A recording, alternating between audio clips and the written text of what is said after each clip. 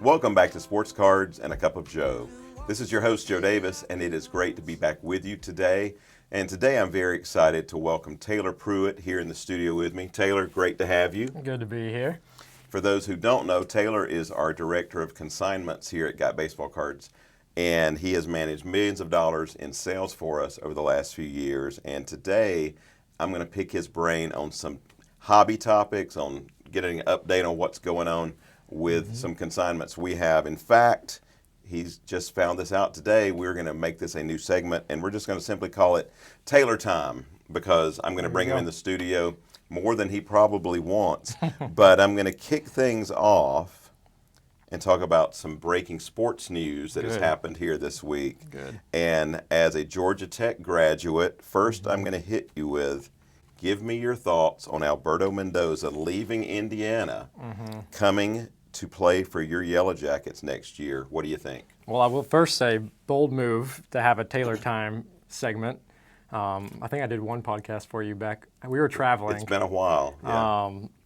And I think that might have been your least watched podcast. So we'll see how Taylor Time goes.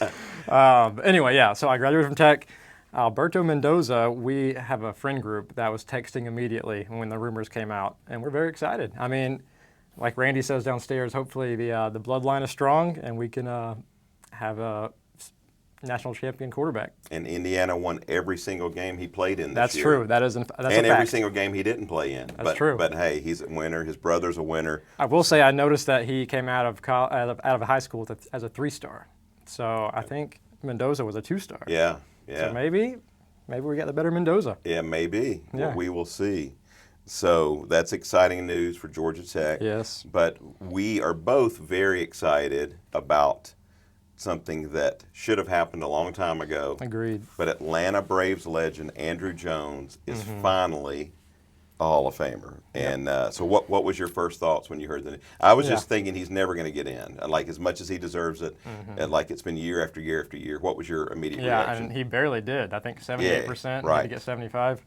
Yeah, I mean, it's a long time coming. Should have been in.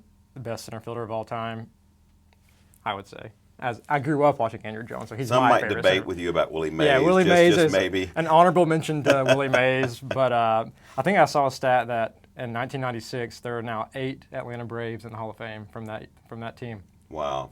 With Andrew Jones. So. And how did we not win the World Series that year? Yep. But Andrew, for those who don't know, Andrew hit 2 home runs in Game 1 against the Yankees. As a rookie, right? It batted 400 in the World Series that year.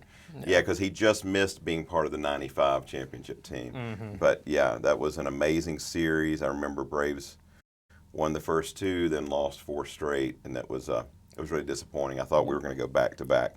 But you and I both hung out very briefly with Andrew Jones in 2024. Very briefly at the Fanatics Conference. And I remember telling him then, as he was the special guest of Fanatics, the first thing I said was, Andrew, I'm still pulling for you to get in. You deserve it. And so I'm What do you say? Thank you. Yeah, he was just appreciative. I mean, 10 gold gloves, 434 home runs, went to 2 World Series with the Braves, didn't win one, but he was a critical team member helping them win many pennants. Yep. And so I am very excited that we have another Atlanta Brave in the Hall. Agreed. And so so excited for him. And speaking of Braves, I know you're a collector at heart as well. Yep. So tell me about a big card you just put into your collection. Joe is well aware of this one. So speaking of Braves outfielders, I have had my eyes on an Aaron rookie for a while, and finally one came through. Tommy Aaron, right? Yeah, Tommy Aaron. Yeah, it's pretty affordable. Yeah. So Tommy Aaron, picked him up. So I got a Hank Aaron rookie this past week, 2 weeks ago. Well, what was the grade? PSA 3. So it's Nice. my first big card purchase. So building that PC out. And to mention even the Braves, so my cousin and I we'd finish our, shout out to the Bennett Park Braves growing up in Forsyth County, but we would finish every game, go rip packs after the game.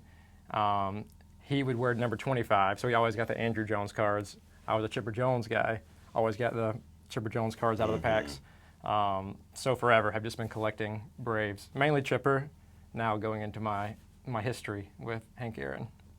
Awesome. Yeah. Yeah, I for those who followed my podcast, they're well aware, I think, of my love for Hank Aaron and his cards. And one of my most treasured cards in my collection is an autographed Aaron rookie. And that one will never leave my family as long as I'm here anyway. But just love that card. I'll have to talk to your kids and see if we maybe can figure Yeah, out one a deal. day. Yeah. But I still believe, I do know my vintage cards really well, and I still believe Hank Aaron rookies are one of the most undervalued cards in the hobby. For what he did in his career, for what he has meant to the hobby, and meant to the game of baseball. I just think he's so undervalued relative to a lot of his contemporaries. Yeah. And I remember when I had dinner.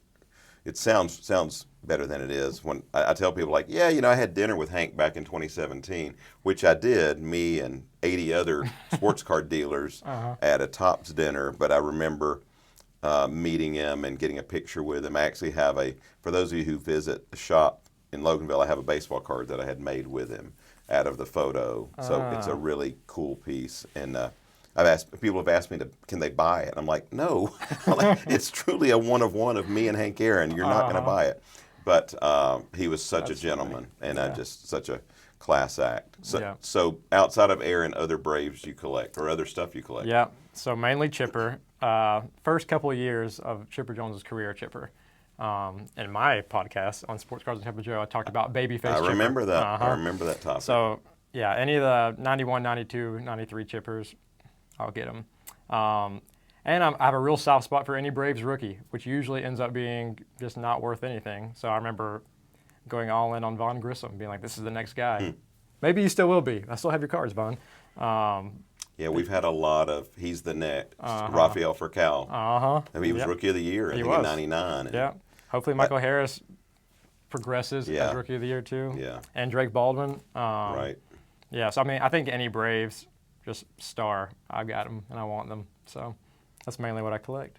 Yeah, babyface Chipper. Go back and find that episode. I have it's been. I couldn't tell you. It's been way back there, but look for ones that you hosted, and so won't be too Joe hard. promised me that if we get to a certain number, I get royalties from that one, so I'm looking forward to that. Yeah, so y'all keep downloading that episode, and so. But here at the shop, we've touched a little bit on collecting. You manage all kind of cards coming through here, and other stuff too. But first, I want to give those who are joining us kind of an overview of our consignment program, but how we do things a little differently than a lot of consignment houses.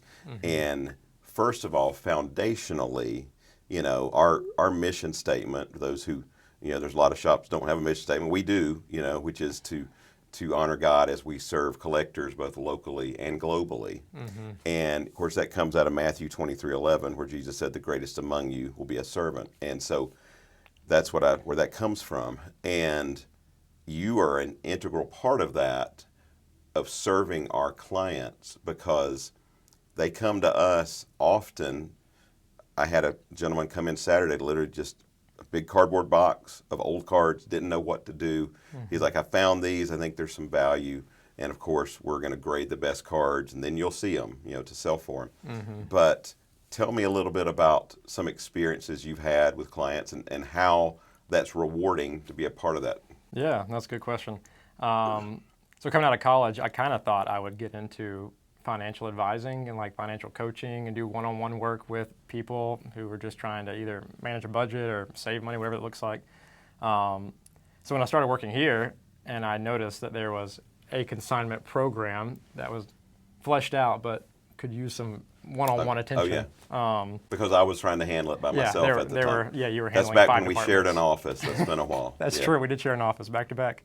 So I think when I noticed there was a gap and that I have a passion for working one-on-one with people and seeing, I know this sounds corny, but like seeing their dreams actually come alive, and like how can you use this like commodity of baseball cards to fund your dreams or to, I don't know, whatever that looks like, to make the most out of what you're looking for. Like I know we've had consigners who have started businesses. I think they started a pet care business. A pet care business after selling $30,000 of sports cards. I think maybe even more of that.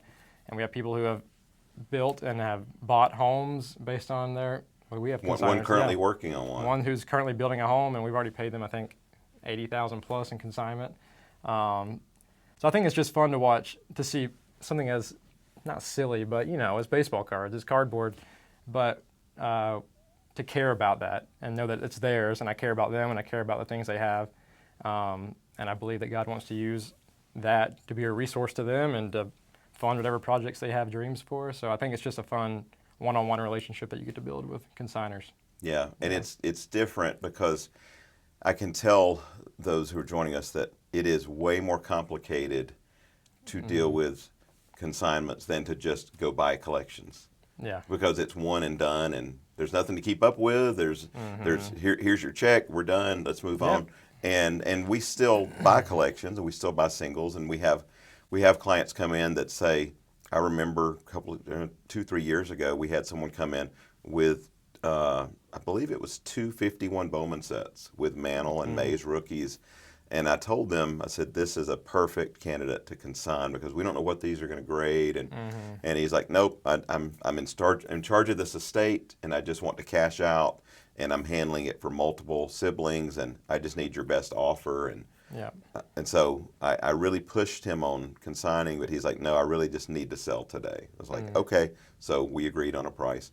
And it was a lot less for us to manage, Yeah. but it's really rewarding to me when we had a gentleman and his son, I won't share last name for privacy, but Gary, our friend Gary, drove down from New York last year with his childhood collection from the mid-'50s. And first it was just stunning to see, it's always fun to see an original childhood collection. But when we sold some of his cards that he had, I believe it was a 52 Frank Shea. Yeah. That graded a 9. A 9. And I've never handled a PSA 9 on a 52 card that I can recall, at least not in several years. And that was what was it, $17,000, $18,000? Yeah, $17,500 or something like that. Yeah. Huge and this is a card that lists for $60 or so in the guide. And so for this collector who, when he turned it in, we're like, hey, it's a $60 card, but it's really nice, so let's grade it for you. And he gets a 9.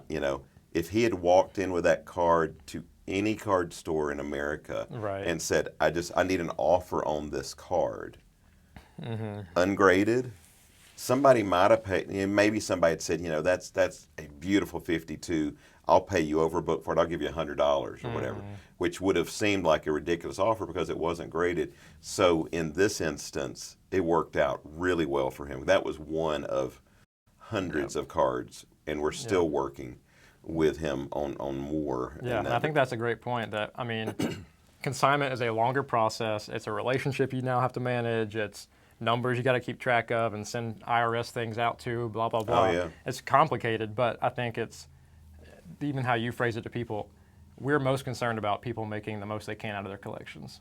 And so if that means us having a 6-month to 18-month relationship with one person and managing that back and forth and emails over and over and over again, it's worth it to us to make sure people get the most out of their collection. Yeah. As earlier today, we had a client in, and he had met with us at one of our local shows, Charlie's Collectible Show here in the area, and he had brought in several cards and met with Doug, our head of grading, and it was kind of a sample. And Doug recommended he bring in, so he brought everything in, and that was exactly what I told him. I said, hey, look, our goal is to help you get the most out of it to start with, and to pull the cream off the top, literally. So I spent an hour and a half with him, went through every single card he brought in, and we pulled out the 47 best cards, which include a Pete Rose rookie, Frank Robinson rookie, multiple Mantles from the 60s, and so, Pedro Antonio Oliva rookie, Willie Stargell rookie, had a lot of nice 63s. So we're in the process of getting those graded, and then the remainder of the collection we are going to make an offer on. But I told him, I said, let's pull the cream off the top first. Let's grade all your best cards, and then we'll find out, once they come back, then we'll see what we can, how much money we can make you off of your cards, because it's his cards, they're not ours. And so he was very excited. And so, that was just a little small snapshot of that process. And which happens every day.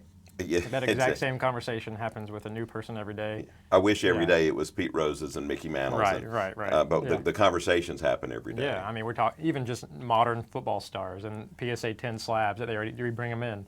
It's still the exact same process. That it doesn't matter if you're bringing in your vintage collection or your most recent graded card. Yeah, and now what's been interesting, and I know this has shocked you in some cases. Some of we often talk about the cards, the slabs, and I want to discuss some that we currently have on eBay, but BBCE stuff. You know, the client that brought us cases, a truckload of cases from the 80s, and you and I were both. I know that market pretty well, but it has matured. I did a whole episode on this a while back, but I know you were surprised to see some of the results on unopened vending. Crazy. I mean, the guy just had cases of vending boxes that we had sealed, and then, I mean, I did take a note here. Just, I think, so that guy who mainly brought just wax, and we sealed BBCE, baseball card exchange, ended up over 150 to 200,000 in consignment revenue just off On that boxes. stuff, just on boxes, which is, I mean, crazy to me. I obviously, I'm newer to like that part of the hobby. I ripped as a kid, all that kind of stuff, but to even think about wax having a value for 30, 40 plus years, I'm like, whoa, this is a real long-term thing. And what's been, I guess the part that's been shocking to me, like, I get it. He had, I think, a 1980 box. I think it was sold for 4,000 or somewhere in that range. But like 86 tops. I'm sorry, y'all. 86 tops. Back in the day, we were all like, that is absolute junk wax. The best rookie was Lenny Dykstra and Cecil Fielder, I think. And, and that was like, it's $1. Or, I was doing shows in, I started doing shows in 87, early 88. So there were plenty of those around. And, it was even then it was like, that was just a really weak year. There's just not much.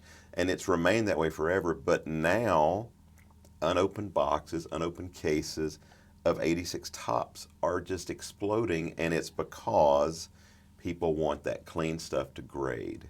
And who are they looking for? They're looking for Nolan Ryan, Cal Ripken, Ryan Sandberg. Just high grade, high grade Hall of Famers in 9s and 10s, like the Nolan's thousands in a 10. That's crazy. It's like, and these are $2, $3 cards, but those, of course, have the split border. They have the black borders, from the top, and so the edges chip, and they are so hard to get in high grade. So those who love to grade cards love to buy the unopened, untouched 86 tops. So that I know, that's been a very happy consigner. Yeah, no, definitely. Because he was astounded at, and it's not just boxes, it's vending boxes, and those who, if you don't know what vending boxes are, back in the day Topps would release vending cases with 24 boxes per case, 500 cards per box of just bulk cards, and they were designed for set builders who wanted to buy the bulk cards, not have the bubble gum mess up the cards, and it was much easier. You just took bricks of 500 count cards, you sorted them. And one of the funniest stories, our friend Jess Smith, who we see weekly, he used to tell me back in the day, this is way back in the day, he helped another store with their sorting. And what they would do is, and this is how cheap the vending cases were back then, they'd say, all right, Jess, for every 2 cases you sort for us, you can have a case. That's crazy. And so he would earn cases of vending by sorting, so he had to sort 24,000 cards. It was not quick. But the vending is hot. Factory set cases. Oh yeah, we had a lot of those. The 84 Donruss, we sold a lot of 84 Donruss. So yep. that market, has matured a lot, and we learned that they're very heavy boxes for shipping whenever you buy them on eBay. Wow. I think sometimes we have paid more in shipping than the box even got sold for. We've literally had some set cases sell for, because some of them are cheaper, the late 80s. Some of them will sell for $125 for a case, and the shipping's $150. Crazy. And so you'd have to keep that in mind. So our local buyers have really got in on that. That's true. Because we had a gentleman buy some, at least 1 or 2, I think. I remember him coming in to get 1 for sure, and he was excited because he paid no shipping. So he got a great deal because all those who were going to pay shipping, avoided it because of shipping costs.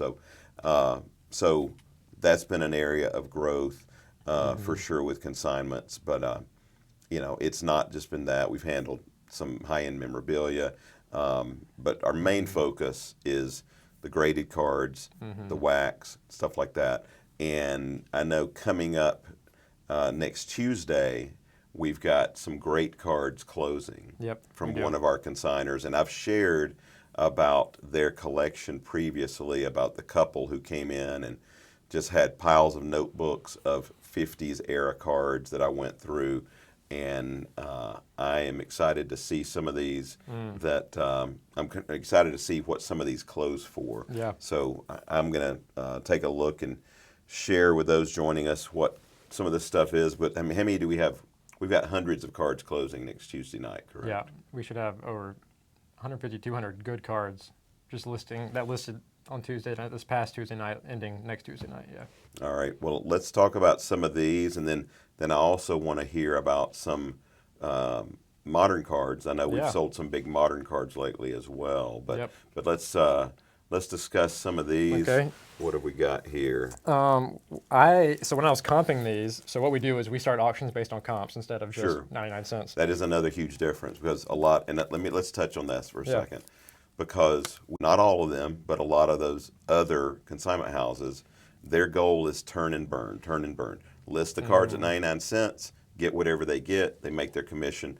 And so I've had others say, oh, but they offer a little bit better rate. I'm like, but you might also get royally taken to the cleaners because they're going to list your card one time and they're done with you. And if it happens to close on a night when, hey, there's breaking news, everybody's tuning to that, they're not watching eBay, oh well, too bad. Or if you have an ice storm in the middle, like we're about to have. Yeah. And so we've, let's say we've gained a lot of consigners who started somewhere else and they didn't like the experience. And so because we, go ahead and share about go ahead and share about comping the cards. Yeah, so I mean, there's 150 cards that we got for this one consigner and went through one by one, comped the card. That way we don't start it at 99 cents and it should have sold. Like we had, for example, there was a nice little sip of your mug. What are you drinking today, Joe? We've just got a little water in there. So, for those just listening, he has a fake mug next to him that we're drinking out of now. That's right. So yeah, I went through and comped all these cards. I don't know vintage that well. Here's one, the Topps All-American 1955, the Four Horsemen. Never heard of the card. And then when they have 10 of them. It's a huge card. They have 10 of them, and we're starting them each at $600 just to start them. They're $1,000 cards. And I had no idea what this was, which is crazy. The classic Notre Dame backfield. And for those who know their cards, know the Four Horsemen is a huge card. The 55 Topps All-American set in general is a huge set. And so that is a PSA 7. And that's going to bring some. We were starting that one off at $599. Yeah, and so speaking of the All-American, I mean, I don't know vintage football, but Don Hudson, Red Grange, I don't know those guys. I know Jim Thorpe. Red Grange is a huge name from that set. So all those are starting, and I mean they're in the $500-$600 range. Yeah, similar. These are affordable. So for those who want to check out those auctions, we've got a Jim Thorpe PSA 4. We kicked that one off at $319. A Red Grange PSA 7 at $319, and Don Hudson Rookie 7 at $735. And for a lot of these, we have multiples. Yeah, to get a 7 on some of those is an incredibly high grade card. It's an incredibly high grade. So we got 49 Bowman, Duke Snyder, or Edwin Snyder. Rookie card. Yeah, good old Edwin. Edwin rookie card. So this PSA 1 is still PSA 1 on a Snyder rookie. We're starting at just over $600. So one of the greats of the Brooklyn Dodger era. I know that football player, Unitas. Yep. Is that his rookie? Yes, right? It is. 57 Johnny Unitas rookie PSA 4. We started that one off at $559, and by Tuesday night, who knows what these will be at? Is all of these are really reasonable opening bids. And here's 3 of a guy I'm also familiar with, Mr. Jackie Robinson. Yeah, I did a whole episode on Jackie Robinson and other Negro League legends just a few episodes back, but this is a trio of Jackie Robinson 53 tops. We have a 1, a 2, and a 3.5. All starting as low as $519, and then the 3 is actually a 3MC. So it's actually priced similar to the 1, but the straight 2 is starting a little over $900. But love those. It's card number 1 in the set. And for those who are not familiar with vintage top sets, card number 1 was almost always a big star, but also they often got damaged. So because they'd be, think of rubber bands. They keep them in the same. They just keep them in a row. Yeah, and card number 1 was on top with a rubber band over it. Interesting. So they're often more damaged than other cards. So, Interesting. So being card 1, that's even more condition sensitive than usual. So here's another one that I had no idea the value on, but it's a 56 tops checklist. Is it? I mean, does it matter if it's 2 out of 4 versus 1 out of 4? What happens on 2 out of 4 to make it worth $500? There were different checklists. There were 4 checklists total for that series. This is the second one.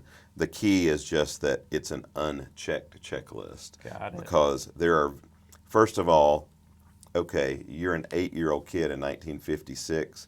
Who's saving the checklist? Right. You know, and so for those who did, this is a beauty. You know, it's a beauty, and so those are still really affordable for the scarcity of clean ones. That one's starting at $319.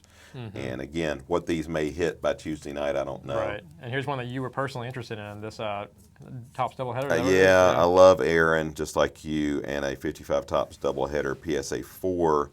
We kicked that one off at $379, but I expect that one to land probably closer to $450, $500 at least, because it is a second-year Aaron, and of course you get Ray Herbert on the back. That's the guy we're all looking for. That's right. Yep. I should say it's a 55 Ray Herbert with a Hank Aaron add-on, but classic card. So again, yeah, if you love the vintage, check out what we're going to have closing on eBay Tuesday night, because these we've discussed and many others will be closing. But we don't just do vintage. True. We do end up with a lot. We did a post on Instagram recently about all the vintage collections I've bought over the years, and I love them. I love dealing with vintage. I love helping clients with vintage, but we do modern too. And I know we had a couple of big ticket modern cards sell just recently. Yeah, we did. I took a note of those here too. Tell me about that. And I imagine, so if people are just listening on the podcast, they can also watch it on YouTube and see the pictures of these. But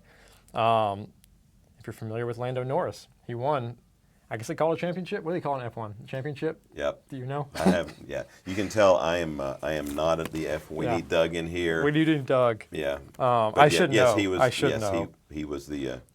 I tried to get into F1 this year, and so I just don't remember what they called the I championship. need to watch the movie. We need to watch the movie. We'll call it a championship. So y'all can, all of you can laugh at us now.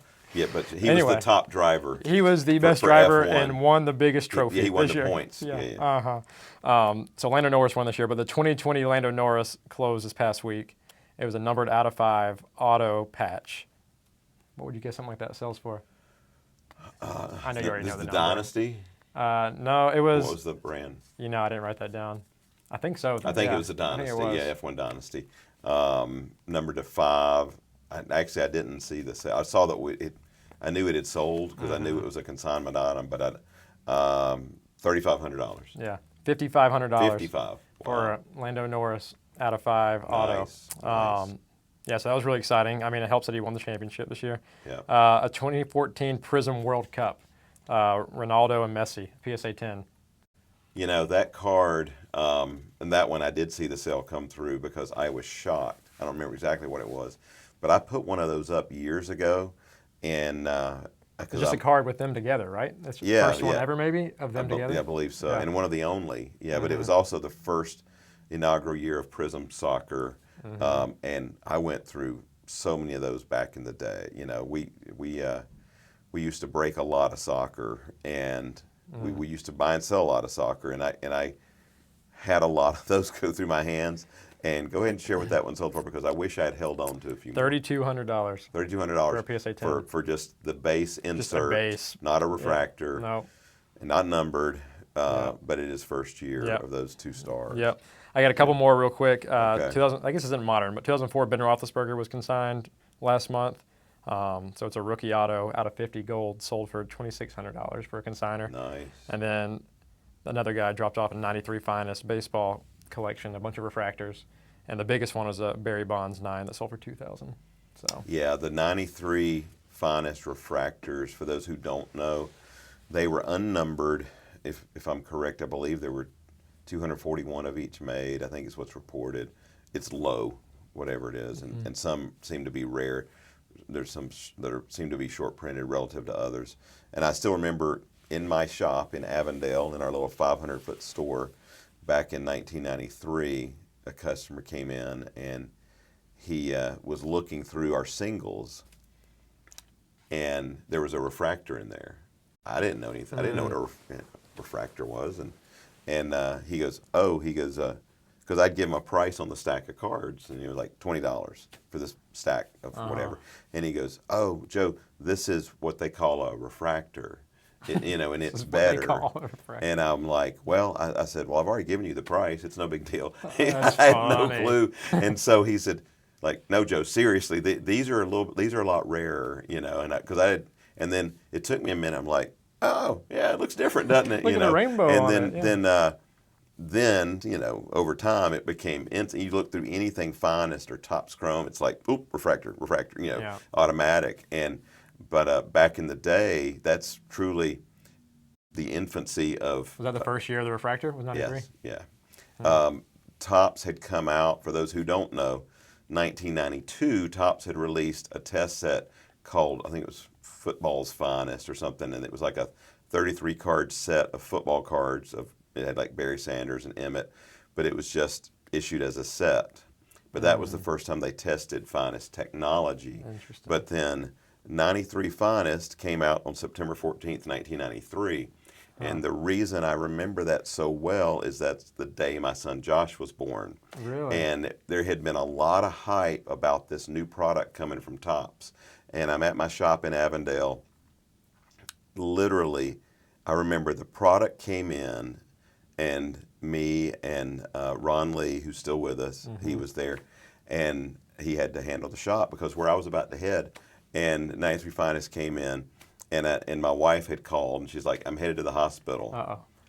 And because our shop was in an hour away from our home, she's headed to the hospital, and I was like, oh my gosh, I've got to go, and I'm rushing out the door, and we had just put the Finest baseball out, and I grab a pack on the way out the door, and I shove it in my pocket.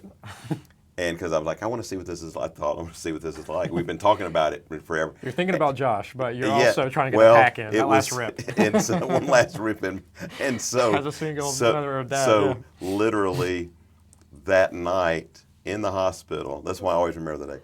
After my son is born, I'm sitting in the hospital room with Jane. And Josh, for those who don't know, my son was 6 weeks early. And he was in the neonatal ICU, and I'm in the hospital room like, what's in my pocket? And I had totally forgotten about, had not thought about it since the second I walked out the door, and I was like, oh, and so I literally have the pack of cards, and I opened it and pulled a Griffey.